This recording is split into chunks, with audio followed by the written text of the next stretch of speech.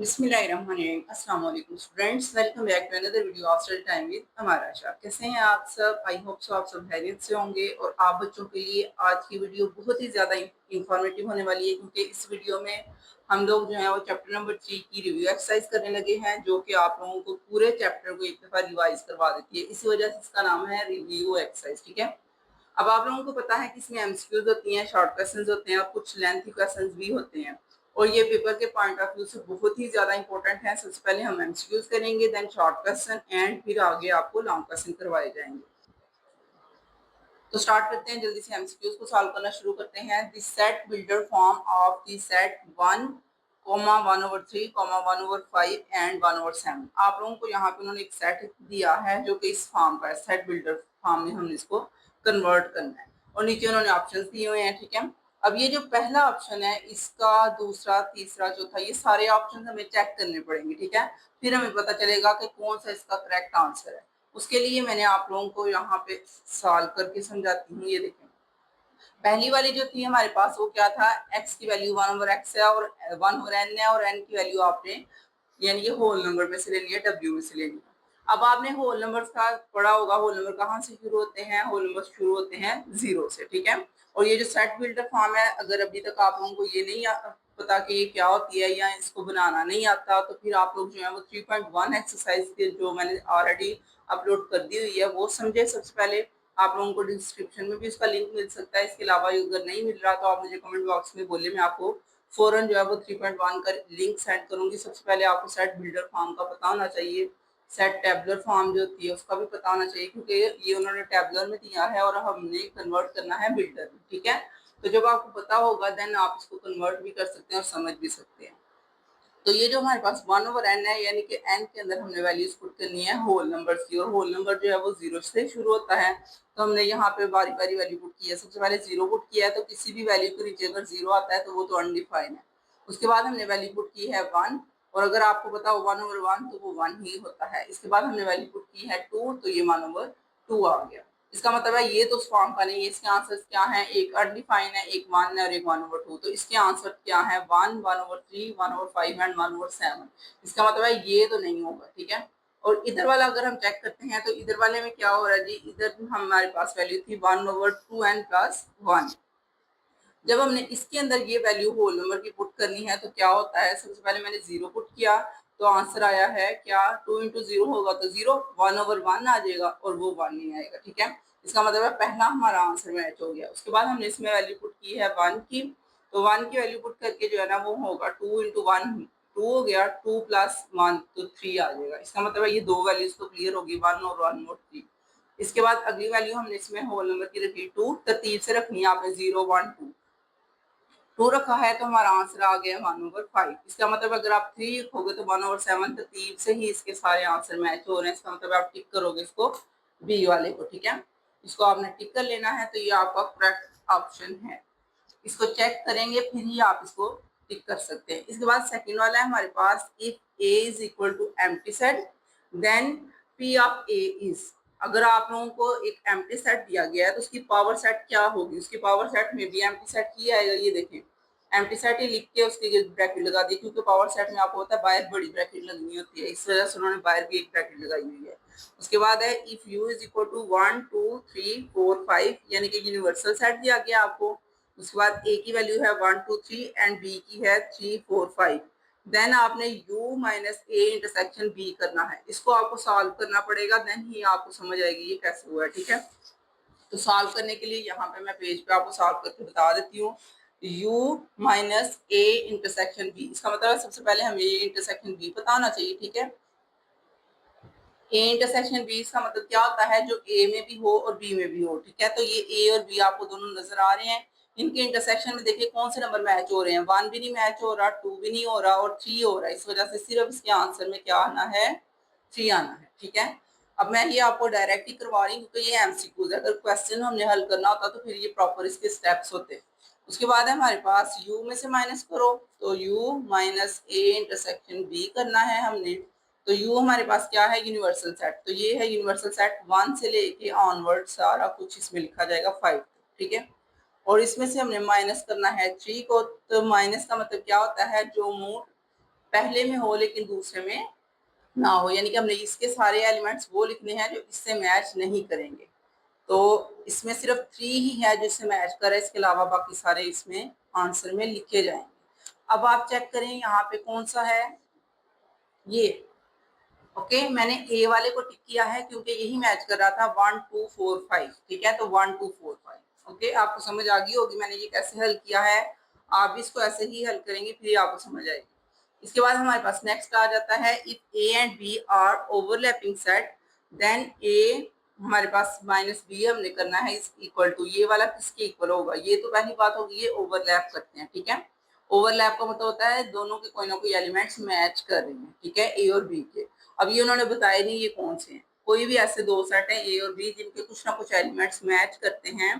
Then हमने ए minus B किया और वो एन साथ उन्होंने लिखा हुआ है। ठीक है, तो ये किसके इक्वल होगा, यहाँ पे इसके इक्वल होगा n of A minus n of A intersection B के इक्वल होगा। ठीक है, ये क्यों इसके इक्वल होगा, ए माइनस बी का मतलब होता है ए के वो एलिमेंट्स जो बी के अंदर नहीं है। ठीक है, तो इसका मतलब है कि जब आप पहले इंटरसेक्शन लोगे तो फिर भी आप लोगों के वो एलिमेंट्स ही आएंगे जो दोनों में कॉमन है। ठीक है, उन कॉमन एलिमेंट्स को बाद में हम ए में से माइनस कर देंगे तो वही बात है। ठीक है, ये दोनों बातें मैच करती हैं। आप लोगों को अगर नहीं समझ आ रही तो देखिए मैं आपको एक एग्जांपल से समझाती हूँ। ये देखिए, अगर ए और बी को देखते हैं। ठीक है, ए की वैल्यू मैं खुद से लेट कर लेती हूँ। मेरे पास क्या है जी, एक वैल्यू 1 2 3 4 एंड 5, ये ए की है।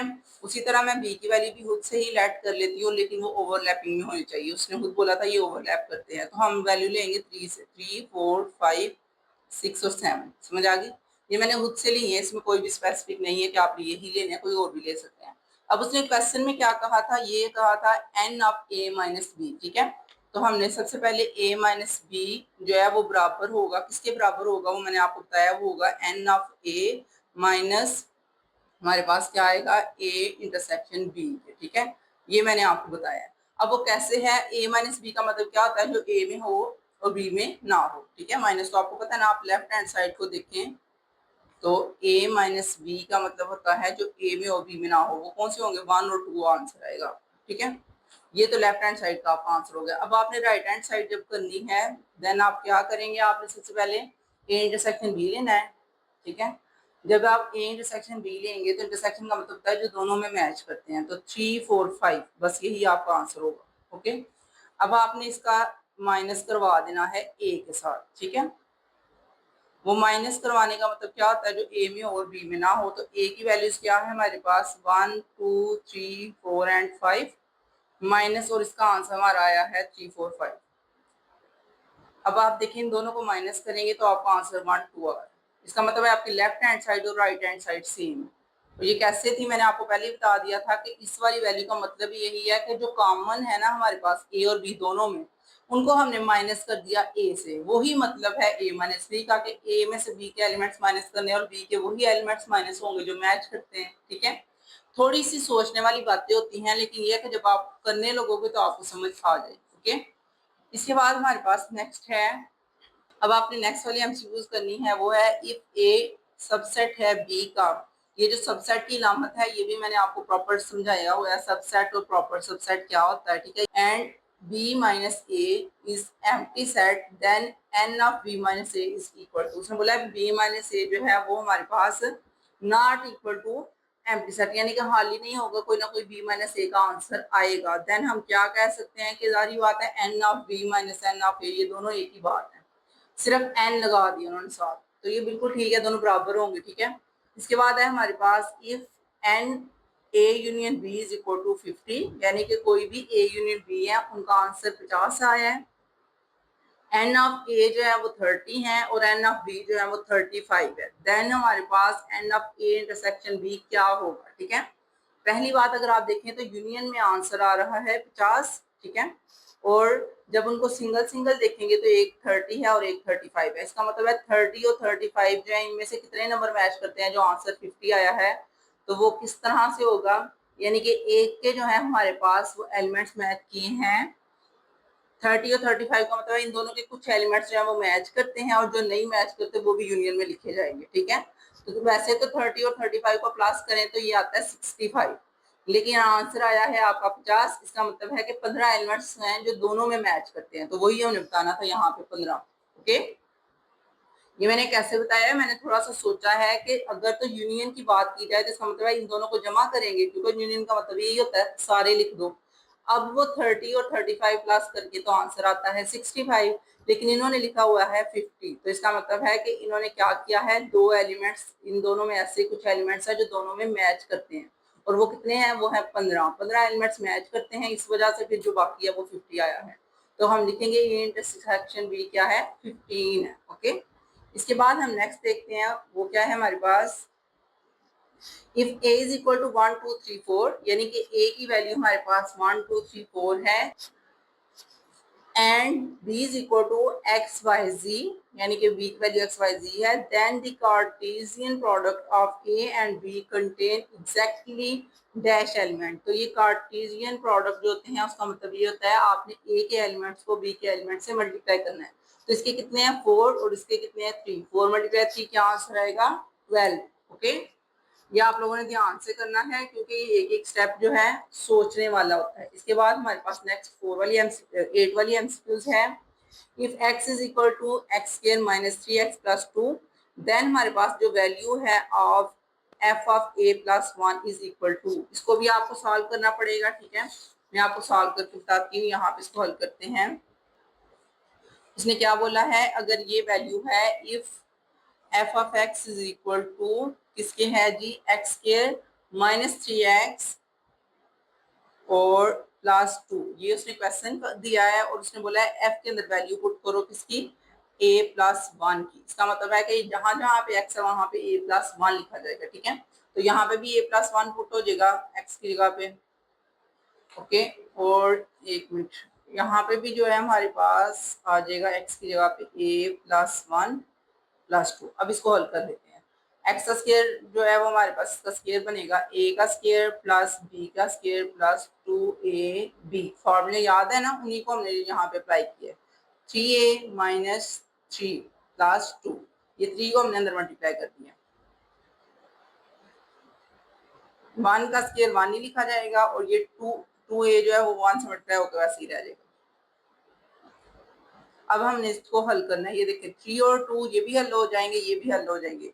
a का स्क्वायर प्लस हमारे पास 1 वैसे ही रहेगा, 3 में से 2 माइनस हो गए तो माइनस a आएगा क्योंकि बड़ी अमाउंट के साथ माइनस है। और उसके अलावा क्या होगा, 3 में से 2 माइनस करेंगे तो -1, +1 और -1 कैंसिल हो जाएंगे तो a का स्क्वायर माइनस a, ये आपका जो है ना वो आंसर आ रहा है। ठीक है, अब यहाँ पे देखते हैं, यहाँ पे ये आंसर है भला a स्क्वायर माइनस a। ये देखो ये डी वाला जो है ना आपका ऑप्शन बन रहा है ए स्क्वायर माइनस से। और ये कैसे बना है मैंने आपको प्रॉपर इसको सॉल्व करके भी बता दिया था, इसीलिए आपको सॉल्व करके बताती हूँ ताकि आपको ये मसला ना हो गया आंसर कैसे आ रहे हैं। इसके बाद नेक्स्ट है हमारे पास, given that f of x is equal to 3x plus 1, if f of x is equal to 28 then find the value of x. तो फिर से वही क्वेश्चन है जैसे आपको मैंने ये हल करके दिखाया है, आपने फिर से इसको हल करना है। अच्छा, ये जो आपका क्वेश्चन था इसको यहाँ पर आप पेज पे हल कर लेते हैं। F of x is equal to, उसने क्वेश्चन दिया है 3x प्लस 1। ठीक है, और साथ उसने बोला है कि एफ ऑफ एक्स की वैल्यू जो है वो 28 है। ठीक है, यानी कि एफ ऑफ एक्स की जगह पे आपने 28 पुट कर देना है यहाँ पे। तो यहाँ पे 28 लिखेंगे और साथ में 3x प्लस 1। अब आपने क्या करना है, इसको सॉल्व करना है। 28 में से माइनस करेंगे हम 1 को और यहाँ पर आ जाएगा 3x, ये 27 आएगा।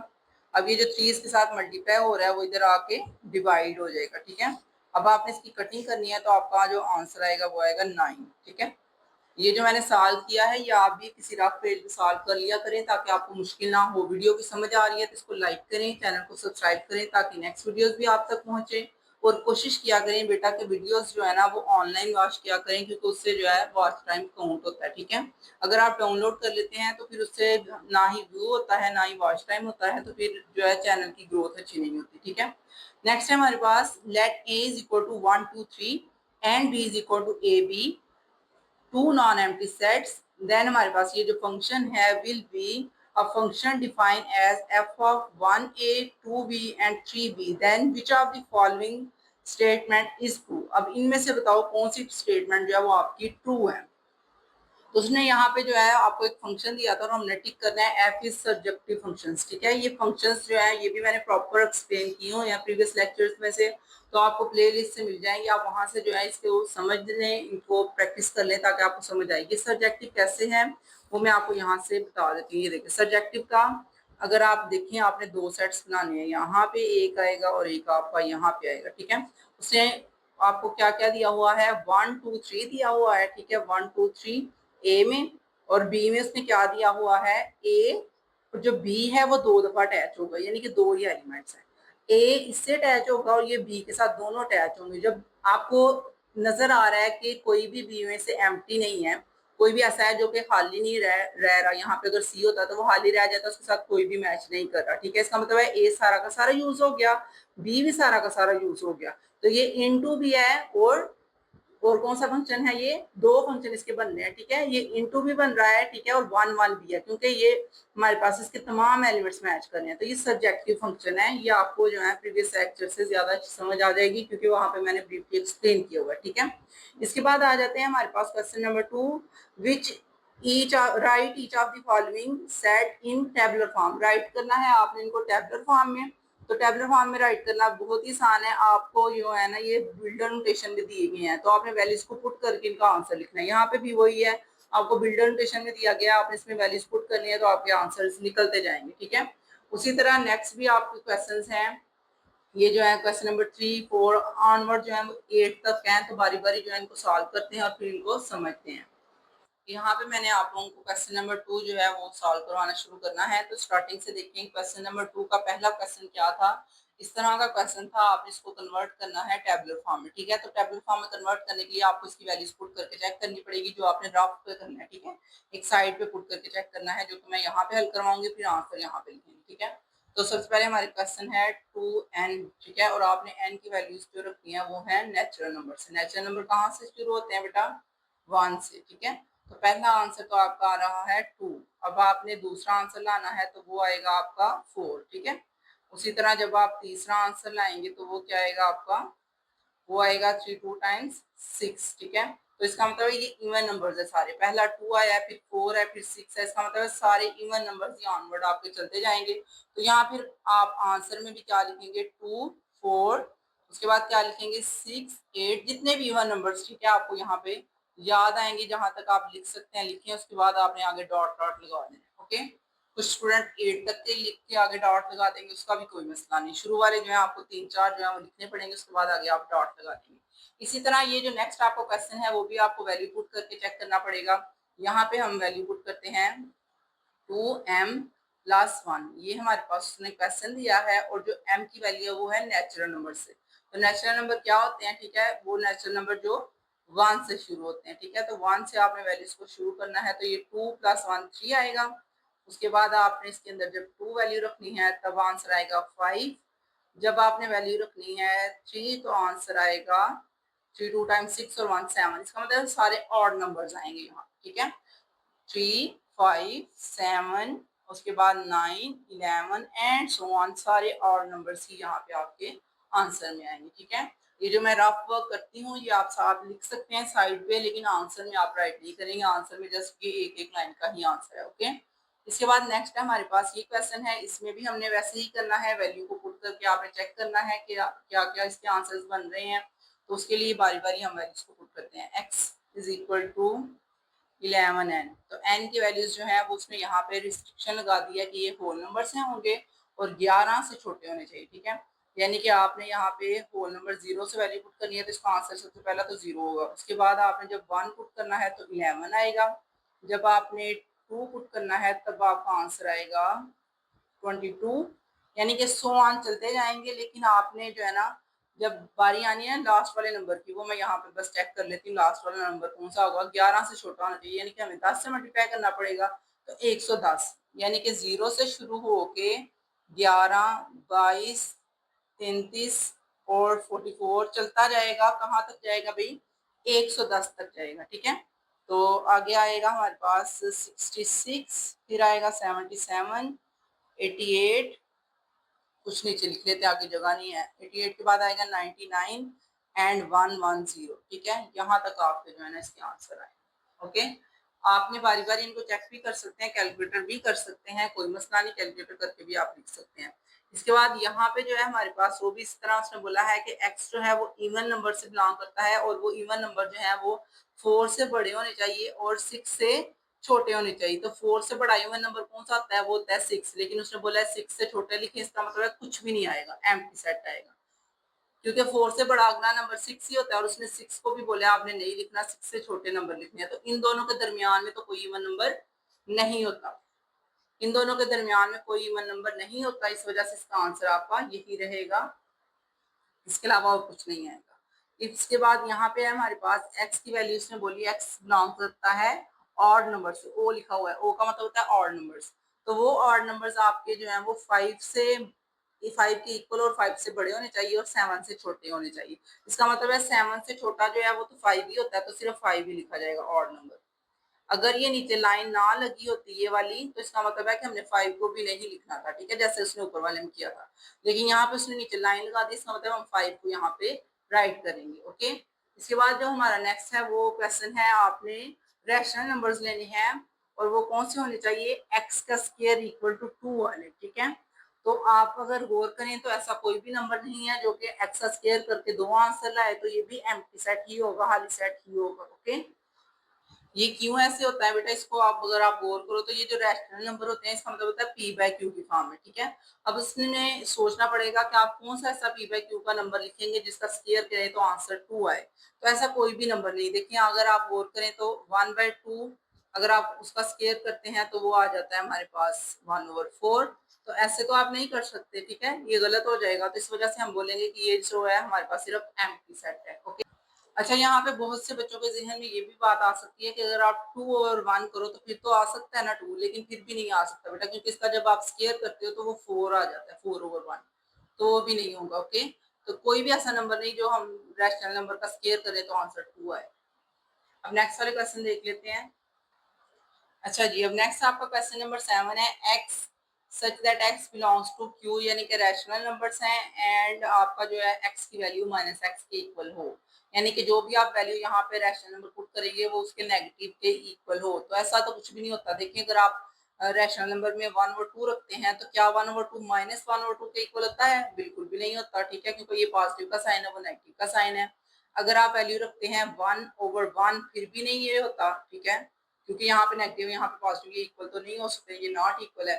इसका मतलब है सिर्फ जीरो है हमारे पास, जो कि -0 तो होता ही नहीं, क्योंकि जीरो के साइन जो है वो हमेशा जीरो ही रहता है। तो यहाँ पे आंसर आप लिखेंगे जीरो, ठीक है, क्योंकि जीरो के साथ नेगेटिव साइन तो लगता ही नहीं है। इसके बाद नेक्स्ट है x such that x belongs to R, यानी कि आपके रियल नंबर्स हैं और वो कहाँ से हैं, एंड आपने यहाँ पे जो है वो क्यू डैश नहीं लिखना, ठीक है। और अगर आपको रियल नंबर की डेफिनेशन याद हो तो रियल नंबर की डेफिनेशन होती है Q union Q dash. Okay, यानी कि रैशनल और इरेशनल का जब यूनियन करो, सम करो, तो वो रियल नंबर बन जाते हैं।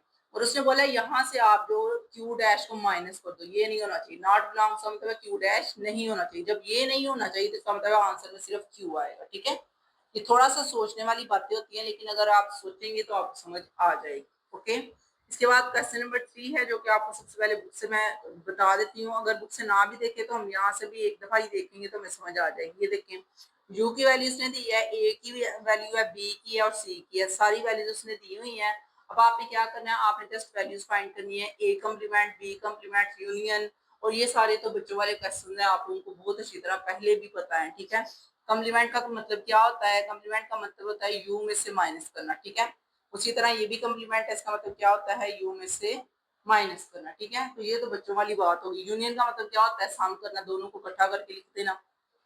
तो ये कर लेते हैं। सबसे पहले u में से माइनस करना है, तो u की वैल्यू यहाँ पे राइट करेंगे 1 2 3 एंड सो ऑन 10 तक है। और माइनस ए का मतलब है एक वैल्यू लिखनी है हमने, ठीक है। माइनस ए की वैल्यू जो है वो इवन नंबर्स हैं यहाँ पे 2 से लेके 10 तक, ठीक है। मैंने अंदर अंदर लिख दिया छोटा छोटा करके, वैसे भी आप उनको ये समझ आ ही जाना है। माइनस का मतलब क्या होता है? जो पहले में और दूसरे में ना हो। ये सारे इवन नंबर है, इसका मतलब है आंसर आपका सारा ऑड नंबर्स का होगा, 3 5 7 एंड सो ऑन 9 तक। 7 के बाद बल्कि आते ही 9 है, सो ऑन तो लिखने की जरूरत ही नहीं थी, ठीक है, सिर्फ 9 तक किया। इसके बाद बी वाला है, तो वो भी वैसे ही है, u माइनस बी, यानी कि u में हो और b में ना हो। और b के एलिमेंट्स हैं 1 से लेके 5 तक, इसका मतलब है 1 से लेके 5 तक आप नहीं लिखेंगे आपका आंसर होगा, मैंने डायरेक्ट ही आंसर राइट कर रही हूँ तो आपने कंफ्यूज नहीं होना, ठीक है। डायरेक्ट आंसर राइट कर रही हूँ, आप लोग जो है इसके प्रॉपर स्टेप कर लीजिएगा। u माइनस बी का मतलब है जो u में और b में ना हो। तो b में 1 से लेके 5 तक है तो हम आगे वाले लिखेंगे 6, 7, 8, 9 एंड 10, ठीक है। आपको आंसर मैंने बता दिया, इसके 2 स्टेप ना के आप लिख सकते हैं। इसके बाद हमारे पास आएगा ए यूनियन बी। तो यूनियन का मतलब क्या होता है, दोनों को इकट्ठा करेंगे, ठीक है। तो ए यूनियन बी का मतलब है ए की वैल्यूज राइट करें जो कि है हमारे पास 2 से लेके 10 तक सारे इवन नंबर्स। तो ये मैंने लिख लिए हैं। और यूनियन बी, बी की वैल्यू है हमारे पास 1, 2, 3, 4 एंड 5। तो आपने इनका यूनियन लिखना है, इसका मतलब दोनों ही लिख देने हैं। 1 से लेके 5 तक तरतीब से आएंगे, ठीक है। और उसके बाद जो है वो इवन नंबर्स आएंगे 6, 8 एंड 10। चलें जी, आपको ये क्वेश्चन भी हो चुके हैं। अब नेक्स्ट वाले क्वेश्चन देख लेते हैं। तो a माइनस बी वाला नेक्स्ट क्वेश्चन है। a माइनस बी का मतलब है जो a में हो और b में ना हो। तो a की वैल्यूज यहाँ पे सबसे पहले हम राइट करेंगे और फिर हम b की वैल्यूज राइट करेंगे, ठीक है। तो a की वैल्यूज थी हमारे पास, a है हमारे पास क्या है जी, मुझे देखना पड़ेगा। a की वैल्यूज है सारे इवन नंबर्स, यानी कि 2 से लेकर 10 तक इवन नंबर्स है आपके। तो 2 भी आएगा, 4 भी आएगा, 6 भी आएगा, 8 भी आएगा एंड 10 भी आएगा, ठीक है। a की लिखनी है। अब हमने माइनस करना है यहाँ से इसको, b को। तो b की वैल्यूज हैं 1 से लेके 5 तक, 1, 2, 3, 4 एंड 5, ठीक है। अब इन दोनों को माइनस करना है तो देखिए माइनस में मतलब क्या होता है, जो पहले में और दूसरे में ना हो, ठीक है। तो फर्स्ट वाले में क्या आ रहा है जी, 2 आ रहा है, वो भी मैच कर गया, वो नहीं लिख सकते। 4 आ रहा है, वो भी मैच कर गया, वो भी नहीं लिख सकते। 6 लिख सकते हैं, ठीक है। और 8 भी लिख सकते हैं और 10 भी लिख सकते हैं, ठीक है। तो ये आपका आंसर आ चुका है। इसके बाद नेक्स्ट है ए इंटरसेक्शन सी। मैंने यहाँ पे गलती से बी लिख दिया था, इस वजह से मैंने दोबारा नीचे भी राइट कर दिया है। ए इंटरसेक्शन सी का मतलब है जो ए में हो और सी में ना हो, ठीक है। तो सबसे पहले हम ए और सी की वैल्यूज राइट करते हैं। ए की वैल्यूज है हमारे पास 2, 4, 6, 8 एंड 10। माइनस सी की वैल्यू है हमारे पास 1, 3, 5, 7 एंड 9। अब मैंने दोनों वैल्यूज राइट कर दी हैं। अब आपने क्या करना है, इन दोनों वैल्यूज को आपने माइनस सॉरी इंटरसेक्शन करना है। इंटरसेक्शन का मतलब क्या होता है, जो दोनों में मैच कर रही हो। तो कोई भी ऐसा नंबर नहीं जो दोनों में मैच करे। ये देखिए ये सारे इवन नंबर हैं, ये सारे ऑड नंबर है, इसका मतलब है आपका आंसर क्या होगा, एम्प्टी सेट होगा, ठीक है। इसके बाद आपका नेक्स्ट क्वेश्चन है, आपने A complement union C complement लेना है, ठीक है। तो सबसे पहले आपको ए और सी का कम्प्लीमेंट फाइंड करना पड़ेगा, ठीक है। तो ए का कॉम्प्लीमेंट तो आपने प्रीवियस भी लिया हुआ है, वहां से देख के भी आप वैल्यू लिख सकते हैं, नहीं तो आप प्रॉपर इसको हल भी कर सकते हैं, ठीक है। हल करने के लिए आपको यहाँ पे वैल्यू सारी पुट करनी पड़ेंगी। जो ए यूनियन है हमारे पास यू की वैल्यू होती है सारे ही वैल्यूज, ठीक है। तो ये सारी वैल्यूज हैं 10 तक और हमने माइनस करना है ए को। ए की वैल्यूज हैं इवन नंबर्स, ठीक है। तो मैंने यहाँ पे जो है इवन नंबर्स लिख दिए हैं। अब आपने इसका जो आंसर निकाला है वो निकल रहा है 1, 3, 5, 7 एंड 9। क्योंकि अगर आपको देखें तो आपको पता चला ये पहला वाला जो है यू हमारे पास वो सारा का सारा 10 तक है। और अब अगर ए की बात की जाए तो वो हमारे पास सारे इवन नंबर्स थे। तो जब हमने माइनस किया तो ऑड नंबर का आंसर आएगा। उसी तरह जब आप सी का कम्प्लीमेंट लोगे तो वो होगा u माइनस सी। और u की वैल्यूज जो है वो अगेन वही आएंगी आपकी, ठीक है, जो आपने पहले लिखी है 10 तक तरतीब से। c जो था वो हमारे पास ऑड नंबर्स थे, ठीक है। तो यहाँ पे मैं ऑड नंबर्स लिख लेती हूँ 5, 7 एंड 9, ठीक है।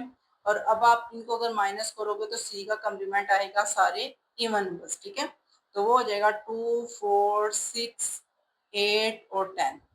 अब अगर आप देखें तो आपके पास ए का कम्प्लीमेंट भी आ चुका है और आपके पास सी का कम्प्लीमेंट भी आ चुका है। दोनों कम्प्लीमेंट आपने ले लिए हैं। इसके बाद आपने क्या करना है, आपने जस्ट जो है ना इनका यूनियन लिखना है, इनको इकट्ठा करके लिखना है, ठीक है। तो ए यूनियन सी जो है उसमें सारे के सारे ही एलिमेंट्स आ जाएंगे, सारे एलिमेंट्स लिखे जाएंगे, ठीक है। तो 1 से लेके 100 यानी कि ये जो है ना आपके पास 1, 2, 3, 4, 5, 6, 7, 8, 9, 10 यूनिवर्सल सेट ही दोबारा बन गया, ओके। तो ये आपका क्वेश्चन जो है मैंने करवा दिया आपको। इसके बाद जो नेक्स्ट क्वेश्चन है वो हमारे पास है ए का कम्प्लीमेंट यूनियन सी। तो अगर आप ऊपर से ही देख लें ए का कम्प्लीमेंट तो आपने फाइंड कर लिया था, वो था 1, 3, 5 एंड 7 एंड 9। इसके बाद आपने अब इसका लेना है सिंपली यू के साथ यूनियन लेना है सी के साथ, ठीक है। 1, 3, 5, 7 एंड 9 ये मैंने लिख दिया। और सी की वैल्यूज आपको पता है ये ऑड नंबर्स हैं, ठीक है। तो दोनों को देखो तो दोनों में सेम सेम ही वैल्यूज आ रही हैं, तो आपका आंसर भी यही होगा, ठीक है, 7 एंड 9। तो यही आपका आंसर है, ओके। अब नेक्स्ट वाला देख लेते हैं। तो यहाँ पे हमारे पास क्वेश्चन नंबर 8 है, जो कि लास्ट वाला क्वेश्चन है, क्वेश्चन नंबर 2 का। इसमें आपको देखिए तो नजर आ रहा है u का कंप्लीमेंट। इसका मतलब है u में से हमने माइनस कर देना है u को। तो अगर हम देखें u में से u को माइनस करना है, तो u की वैल्यूज थी 1 से लेके ऑनवर्ड 10 तक। और उसी तरह दोबारा u की वैल्यू लिखनी है, वो भी वही वैल्यू होगी 10 तक। तो जब हम दोनों को माइनस करेंगे तो आंसर आपका एम्प्टी सेट आएगा, ठीक है। इसके बाद क्वेश्चन नंबर 4 जो है वो सबसे पहले आपको बुक से दिखाना पड़ेगा वो क्या है, इसके बाद आपको जो है ना सॉल्व करवाते हैं। तो ये क्वेश्चन नंबर 4 में उसने बोला है using the Venn diagram if necessary find the single set equal to the following. तो ये सारे जो है इनको अपने वेन डायग्राम के जरिए जो है वो हल करके बताना है, ठीक है। तो वेन डायग्राम ओवरऑल हमें बनानी पड़ेगी, उससे नीचे भी वेन डायग्राम ही बनानी है। तो ये दोनों क्वेश्चन जो वेन डायग्राम वाले हैं ये दोनों क्वेश्चन कर लेते हैं। तो क्वेश्चन नंबर 1 की अगर बात की जाए तो उसमें है ए का कॉम्प्लीमेंट। तो कॉम्प्लीमेंट की बात की जाए तो आपको पता है यू में से माइनस करना होता है ए को, ठीक है। ये फौरन आपने रफ में इसको लिख लेना है, इसका मतलब है यू माइनस ए। तो यू माइनस ए का मतलब है यू के एलिमेंट्स आंसर में आपके आएंगे, लेकिन ए के एलिमेंट्स आंसर में नहीं आएंगे, ठीक है। तो यहाँ पे आपने ए का सेट बनाना है, ठीक है, उसके अंदर या ऊपर आप ए लिख सकते हैं, ठीक है। और यहाँ पे आपने जो है वो u लिखना है, यानी कि ये पूरा सेट जो है ये u सेट है, ओके। अब अगर आप बात करें तो आपने आंसर जो है आपका आंसर आ रहा है सारे u के वो एलिमेंट्स आ रहे हैं जो a में ना हो, ठीक है। इसका मतलब है जब आपने शेड करना है तो आपने u को शेड करना है, आपने a को शेड नहीं करना, ठीक है। तो जब आप शेड करेंगे आपने ब्लैक पेन से या पॉइंटर से या ब्लैक पेंसिल से किसी भी चीज से जो है ना आपने इसको शेड करना है। और जो शेड आप करेंगे वो आपने जस्ट ये वाली करनी है, ठीक है। मैं प्रॉपर शेड नहीं करी, मैं लाइंस लगा रही हूँ, आपने इसको पूरा शेड करना है। कोशिश कीजिएगा लेड पेंसिल जो है ना यूज करके इसको प्रॉपर पूरा शेड कर दें, और ए को नहीं करना, ओके। ए शेड नहीं होगा, ये सारा शेड हो जाएगा। मेरे पास लेड पेंसिल अवेलेबल नहीं थी, इस वजह से जो है ना मैंने इससे कर दिया। आप इसको लेड पेंसिल से पूरा कलर कर देंगे, ओके। और इसके अलावा जो हमारे पास नेक्स्ट क्वेश्चन है उसमें आपको उसने दिया है ए इंटरसेक्शन यू। तो ए इंटरसेक्शन यू का मतलब है जो ए में भी हो और यू में भी हो, ठीक है। तो सबसे पहले हम ए को बनाते हैं। ए हमारे पास ये है, ठीक है, और ये है यू, ठीक है। यूनिवर्सल सेट क्यों तो बड़ा सेट होता है, इसलिए ये सारा यू है और ये ए है। और हमने इनका इंटरसेक्शन लिया, इसका मतलब है जो दोनों में एलिमेंट्स आ रहे हैं तो वो एलिमेंट सिर्फ ए वाले ही होंगे जो दोनों में मैच कर रहे होंगे, तो इसको आपने कलर कर लेना है। बाकी आपने कलर नहीं करना, बाकी आपका आंसर नहीं होगा, ठीक है। क्योंकि जो दोनों में मैच करते हैं इसका मतलब है सिर्फ ए वाले ही होंगे। इसके बाद नेक्स्ट है हमारे पास ए यूनियन सी। तो ए यूनियन सी की बात की जाए तो ए यूनियन सी का मतलब है ए भी हो और सी भी हो, ठीक है। तो सारा कुछ इसमें होगा, ए के भी होंगे और सी के भी होंगे, ठीक है। तो अगर आप इनको लिखेंगे तो आप इस तरह लिखेंगे ए यूनियन सी। मुझे लगता है मैंने क्वेश्चन थोड़ा सा चेंज कर दिया, ए यूनियन यू था, ठीक है, ये यू था। तो दोनों के एलिमेंट्स होंगे, ये हमारे पास यूनिवर्सल सेट है और ये हमारे पास जो है वो सेट ए है। आप सर्कल जो है वो प्रकार से बना लीजिएगा, मैं हाथ से बना रही हूँ तो थोड़े बहुत टेढ़े मेढ़े बन रहे हैं, चलिए कोई बात नहीं। तो अब आपने क्या करना है, आपने इसको सारे को ही शेड करना है, कलर कर देना है, क्योंकि इसमें सारे ही एलिमेंट्स आने हैं। यूनियन का मतलब क्या होता है, तमाम एलिमेंट्स। तो आपने इसको सारे को शेड कर देना, ठीक है। अब मेरे पास जो है वो ब्लैक पॉइंटर था तो इस वजह से मैं इसको ऐसे शेड कर रही हूँ। आप इसको प्रॉपर पूरा शेड करेंगे, ठीक है। इसके बाद नेक्स्ट है हमारे पास क्वेश्चन में दिया है ए यूनियन एम्प्टी। तो इसको तो हम वेन डायग्राम में बना नहीं सकते, इसलिए इसका जो है ना आंसर भी आपका एम्प्टी सेट ही होना है, यानी कि आंसर में ए आएगा आपका, क्योंकि ए यूनियन एम्प्टी सेट इसका मतलब है जो ए में भी हो और एम्प्टी सेट में भी हो, तो इसका मतलब सिर्फ ए ही आपका आंसर बन रहा है। तो आप इसको जस्ट राइट कर देंगे कि ये ए आंसर आ रहा है, ठीक है। देर इज, आप इसकी इंग्लिश लिख सकते हैं कि जो है ना there is any empty set, क्योंकि यहाँ पे एम्प्टी सेट लिखा हुआ है। सो हम इसकी वेन डायग्राम नहीं बनाएंगे, तो इसको हम ऐसे ही लिख देंगे, ओके। इसके बाद नेक्स्ट है A intersection, sorry phi intersection, phi नहीं इसको एम्प्टी सेट कहेंगे, empty set intersection empty set. तो जब दोनों का इंटरसेक्शन है तो इसका आंसर भी वही आना है। इंटरसेक्शन का मतलब होता है जो दोनों में हो, तो ये तो एम्प्टी सेट है तो इसका मतलब इसका आंसर भी एम्प्टी सेट ही होगा, तो ये भी वेन डायग्राम नहीं बनेगी। यहाँ पे सिर्फ 3 ही वेन डायग्राम आपकी बनी है। अब क्वेश्चन नंबर 5 को स्टार्ट करते हैं। तो ये आपका क्वेश्चन नंबर 5 मैंने राइट कर दिया है। यहाँ पे भी आपने वेन डायग्राम ही बनानी है, और वो इस तरह बनानी है कि पहले आप लेफ्ट हैंड साइड की बनाएंगे, फिर आप राइट हैंड साइड की बनाएंगे। तो लेफ्ट हैंड साइड में है हमारे पास a माइनस बी। तो a माइनस बी का मतलब है जो कि a में हो और b में ना हो। तो आपको सबसे पहले एक यूनिवर्सल सेट बनाना पड़ेगा, ठीक है, इस तरह से करके, जिसमें आपके पास दो सेट आ रहे हैं a और b। ओके, मैंने इनको ऐसे ओवरलैप में लिखा है क्योंकि कोई ना कोई एलिमेंट तो इनका मैच कर ही रहा होता है, ठीक है, इस वजह से मैंने इनको ओवरलैप में लिखा है।